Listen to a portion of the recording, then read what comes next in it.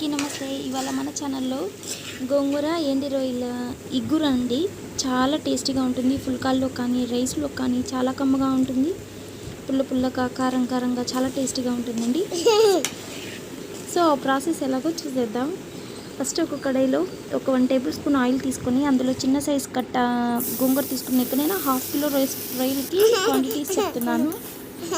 ఒక కట్ట గోంగూర అండ్ 3 పచ్చిమిర్చి తీసుకొని బాగా ఫ్రై చేసుకొని వేపుకున్న తర్వాత మిక్సీ పట్టుకోవాలి. సేమ్ అదే కడాయిలో ఇంకొక టేబుల్ స్పూన్ ఆయిల్ వేసుకొని క్లీన్ చేసుకున్నటువంటి రొయ్యలు, కొంచెం పసుపు, కొంచెం ఉప్పు అండ్ కొద్దిగా అల్లం వెల్లుల్లి పేస్ట్ వేసుకొని రొయ్యల్లో ఉండేటువంటి నీరంతా ఇంకిపోయేంత వరకు ఫ్రై చేసుకోవాలి.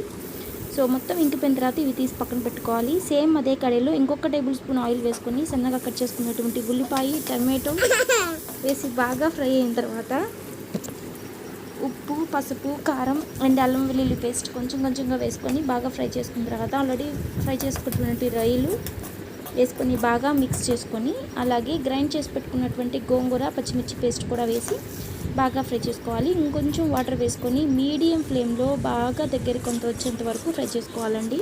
ఇక్కడ కన్సిస్టెన్సీ అనేది మీ చాయిస్. కొంచెం దగ్గరగా ఉన్నప్పుడైనా తీసుకోవచ్చు, లేదా కొంచెం పులుసుగా ఉన్నప్పుడైనా తీసుకోవచ్చు. నేనైతే బాగా దగ్గర అయిన తర్వాత తీసుకున్నాను. సో దట్ టేస్ట్ అనేది చాలా బాగుంటుంది. నచ్చితే సబ్స్క్రైబ్ చేయండి, లైక్ చేయండి, షేర్ చేయండి. Thank you so much for watching the video.